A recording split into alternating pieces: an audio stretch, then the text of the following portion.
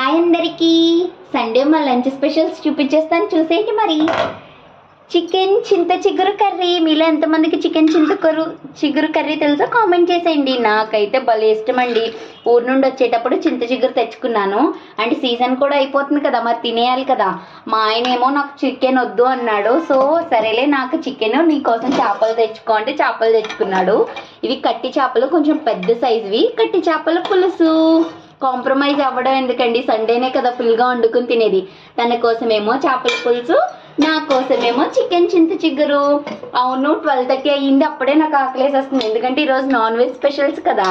మీరు మీ వంటలు అయిపోయినాయా? అయిపోతే కామెంట్ చేసేయండి. అండ్ రైస్, వేడి వేడి అన్నం.